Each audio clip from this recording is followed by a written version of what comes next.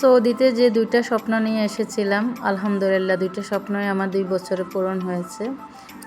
আজকের দিনটা ছিল আমার জন্য একবারেই অন্যরকম, কারণ এই দিনটার আশায় আমি 2টা বছর সৌদিতে ছিলাম, অনেক টাকা ইনভেস্ট করেছিলাম, অনেক পরিশ্রম করেছিলাম। তো এই জন্য আজকে সকালটা আমার জন্য অনেক বেশি ভয়েরও, অনেক বেশি খুশিরও। তাই ভাবলাম এই দিনটা আপনাদের সাথে শেয়ার না করলেই নয়, কারণ যারা আমার মতো এইসব প্রফেশনে আছেন, বাইরের দেশে আসতে চান, জব করতে চান, তাদের জন্য আশা করি একটু হলেও উপকৃত হবেন। তো এই জন্য আমি ভাবলাম সবার সাথে শেয়ার করি। এই বিষয়ে আমি একটা লং ভিডিও দিব এই পুরাটা নিয়ে। তো আজকে আমার সৌদি আরবে প্রোমেট্রিক এক্সামের দিন। প্রোমেট্রিক এক্সাম মানে হচ্ছে যারা হেলথ প্রফেশনে আছেন তাদের জন্য একটা সৌদি আরবের লাইসেন্স লাগে। ওই লাইসেন্সের জন্য সব প্রসিডিউর শেষে একটা পরীক্ষা দিতে হয়। তো ওই পরীক্ষাটার দিন, তো এই জন্য আমি প্রিপারেশান নিচ্ছিলাম। তো সারা রাত তো ঘুমায় নাই, পড়াশোনাও করতেছি, তার উপরে এই কিছুক্ষণ আর কি ঘুমাবো, টেনশনে ঘুমও আসে নাই, এত বেশি টেনশন লাগতেছিল আসলে পরীক্ষাটা কেমন হয়, যা পড়েছি তা আসে কি না। তো আমি নামাজ পড়ে আমার হাজব্যান্ড ওয়াইফ দুইজনের জন্য একটু কফি বানিয়ে নিচ্ছি। যেহেতু সকাল সকাল কফি খাচ্ছি, তাই এখানে আর আমি মিল্ক অ্যাড করলাম না, শুধু কফি আর চিনি দিয়ে আমি যদি বাইরে কোথাও ঘুরতে যাই বা ট্রাভেল করি, এভাবে আমি কফিটা খাই, যাতে ঘুমও না আসে আর গ্যাস্ট্রিকের কোনো সমস্যাও না হয়। এই তো তারপর আল্লাহর নাম নিয়ে সব গুছিয়ে তারপর বের হয়ে গেলাম বিসমিল্লাহ পড়ে। এখনও রোদ উঠে নাই, তো ঠান্ডা ঠান্ডা আমরা চলে যাইতে চাচ্ছি, যেহেতু আমাদের পরীক্ষার এক্সাম সেন্টারটা হচ্ছে আমাদের এখান থেকে প্রায় 2 ঘন্টার পথ গাড়িতে। আমাদের একই সিটিতে না, এটা অন্য সিটিতে পরীক্ষাটা হবে। পরীক্ষা হচ্ছে 9টার দিকে, তো আমরা 5:30 বাজে বের হয়ে যাচ্ছি, যেহেতু 8টার মধ্যে ওখানে প্রেজেন্ট থাকতে হবে।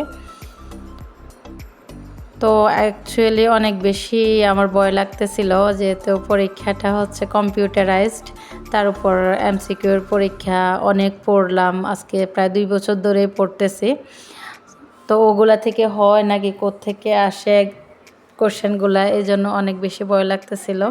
তবে কনফিডেন্টও ছিলাম যে ইনশাল্লাহ আমি পাশ করে যাব, যেহেতু এত পড়েছি, এত পরিশ্রম করেছি, একটা কনফিডেন্স ছিল। তারপরেও অজানা একটা ভয় কাজ করতেছিল। তো এই জন্যই আমি সবার সাথে ভিডিওটা শেয়ার করতেছি, যারা নার্স আছেন বা টেকনোলজিস্ট আছেন, হেলথ সেক্টরে রেডিওলজিস্ট, তারপর ফার্মাসিস্ট আছেন, তারা কেউ যদি আমার ভিডিওটা দেখে থাকেন আর তারা যদি সৌদি আরবে আসতে চান, কি কি প্রসিডিওর করা লাগবে যদি জানতে চান, তাহলে আমি আরেকটা লং ভিডিও বানাবো শুধুমাত্র এটার উপরে। তো এই তো আমরা প্রোমেট্রিক সেন্টারে পৌঁছে গেলাম। এখানে আমাদের পরীক্ষাটা হবে। এখানে শুধু ওমেন, যারা শুধুমাত্র মহিলাদের পরীক্ষাটা হয়, যেহেতু নার্স তারপর রেডিওলজিস্ট সৌদি আরবে বেশিরভাগ মহিলাই, তো এই এক্সাম সেন্টার শুধু মহিলাদের পরীক্ষাটা হয়। তো আমরা এসে প্রায় আধা ঘন্টার মতো বসেছিলাম। দেরিতে যাওয়াচ্ছে, আমি মনে করি আগে বসে থাকলেও আগে যাওয়াই বেটার। তো আর আমরা ওই হিসেবে বের হয়েছি। এই তো আমার টোটাল 3 ঘন্টা পরীক্ষা হলো। তো 3 ঘন্টার আগে আমি পরীক্ষা দিয়ে বের হয়ে গেছি। তো আমি এত বেশি আমার খারাপ লাগতেছিল, যাওয়ার সময় শুধু একটা ব্রেড খেয়েছি আর ওই যে কফিটা খেলাম। তো খুব বেশি ক্ষুধাও লেগেছিল আর এত বেশি মাথা ঘুরতেছিল, হঠাৎ করে মনে হয় প্রেশার লো হয়ে গেছে। তো পরীক্ষাটা আলহামদুলিল্লাহ আমার মোটামুটি হয়েছে, বলবো না যে খুব বেশি ভালো হয়েছে আর খুব বেশি খারাপ হয়েছে, আমার মোটামুটি হয়েছে। কারণ পরীক্ষার কোশ্চেনটা আসলে অনেক বেশি হার্ড ছিল।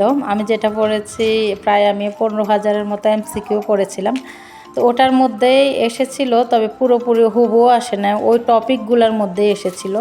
তো এই জন্য আমি এতটা হার্ড হবে ভাবি নাই। তো আলহামদুলিল্লাহ যাই হোক, পরীক্ষাটা দিয়ে বের হলাম। আমি খুব বেশি অসুস্থ হয়ে গেছিলাম, তো এই জন্য আমি আর ভিডিও করলাম না। তো এটা সন্ধ্যার দিকে। তো এটা হচ্ছে আমার যে দিন পরীক্ষার রেজাল্টটা দিয়েছিল ওই দিন আপনাদের সাথে একটু শেয়ার করলাম। পরীক্ষা আলহামদুলিল্লাহ আমার পাশ এসেছে, হাই স্কোর পেয়েছি 65%। তো যেটাকে 60-এর উপরে পাইলে হাই স্কোর ধরা হয়। তো আলহামদুলিল্লাহ আমি পাশ করে গেছি, এতে আমি অনেক বেশি খুশি, কারণ আমি খুব টেনশন করতেছিলাম যে পাশ আসবে নাকি আসবে না। কনফিডেন্টও ছিলাম, আবার ভয়ও করতেছিল, যেহেতু একবার হুবহু কোশ্চেনগুলো আসে নাই, ওই টপিকগুলোর মধ্যে এসেছিলো। তো ওই দিনের একটা ভিডিও 2 দিন পরে রেজাল্টটা দিয়েছিল। তো এটা হচ্ছে 2 দিন পরে রেজাল্টের পরে আমার হাজব্যান্ড আমাদেরকে একটু বাইরে খাওয়াইতে নিয়ে গিয়েছিল। তো ফার্স্টে ও দোকানে গেলাম, দোকানে গিয়ে আমরা কতক্ষণ একটু ঘোরাঘুরি করলাম, তারপর আমরা বাইরে বিকেলে নাস্তা করলাম। নাস্তা করে রাতে এসে ও বলতেছে যে এত বড় একটা সুখবর। আসলে আমি যতটা খুশি তার চেয়ে ও বেশি খুশি, কারণ ও অনেক বেশি স্ট্রাগল করেছিল এটা নিয়ে, প্রসিডিওরটা নিয়ে। কারণ বাংলাদেশিদের এটা করতে অনেক বেশি প্রবলেম ফেস করতে হয়। এই জন্য আমি সবার সাথে শেয়ার করতেছি, অনেক বেশি ঝামেলা হয় এটার যে প্রসিডিউরটা ওটা করতে। তো রাতে আমরা বিরিয়ানি করব ভাবছিলাম যে এত বড় একটা খুশির দিন একটু বিরিয়ানি করি। তো এই জন্য আমরা চাউল, তারপর এই যে বিরিয়ানির গ্রেভি, তারপর মাংস নিয়ে আসছিলাম আসার সময়।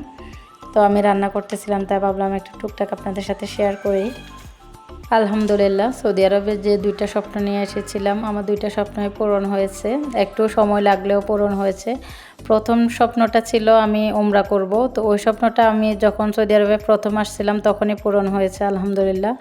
তো তারপর চাকরির এরকম সুযোগ সুবিধা এখানে এত বেশি দেখে আমি ভাবছিলাম যে এখানে জবটা করব, যেহেতু আমার হাজব্যান্ডও এখানে, তো আমিও জবটা করলে একসাথে থাকাও হবে, আর এখানে জবের ফ্যাসিলিটিটাও অনেক বেশি। তো তখন থেকে স্বপ্ন দেখছিলাম যে এখানে জবটা করব, আমি এখানে লাইসেন্সটা বানাবো। তবে লাইসেন্সটা বানাতে যে এত বেশি আমার প্রবলেম ফেস করতে হবে সেটা আমি কল্পনাও করি নাই। অনেক বেশি কষ্ট হয়েছে আসলে, অনেকবার রিজেক্ট হয়েছে, যেহেতু পরীক্ষা দেওয়ার প্রসিডিওরের জন্য এখানে 3টে স্টেপ পার করতে হয়। ফার্স্টে ডাটা ফ্লো, তারপর মোমারিস্ক। আমার মোমারিস্কটা করতে অনেক বেশি প্রবলেম হয়েছিল। তারপর লাস্ট হচ্ছে এক্সামটা তো দিয়েই দিছি একবারে। কিন্তু যে পরীক্ষা দেওয়ার জন্য যে এলিজিবিলিটি পাইতে হয়, ওই এলিজিবিলিটি পাইতে আমার অনেক বেশি কষ্ট হয়েছে। যেহেতু আমরা বাংলাদেশে আছি, বাংলাদেশের গভর্নমেন্টের সাথে এরকম কোনো চুক্তি নাই, তাই আমাদের দেশের জন্য এটা অনেক বেশি কঠিন। তো এই তো আমি আজকে বাসমতি চাউল দিয়ে আমি বিরিয়ানিটা করেছি, অনেক বেশি টেস্ট হয়েছে আলহামদুলিল্লাহ। তো কেউ যদি সামান্য পরিমাণে উপকৃত হয়ে থাকেন আমার ভিডিওটা দেখে, বা আমার চ্যানেলটা যদি কারোর কাছে সামান্য পরিমাণে ভালো লাগে, প্লিজ আমার চ্যানেলটা সাবস্ক্রাইব করবেন আর লাইক দিয়ে আমার পাশেই থাকবেন। আজকে আপনাদের সাথে তাহলে এই পর্যন্ত। সবাই ভালো থাকবেন, সুস্থ থাকবেন। আল্লাহ হাফেজ।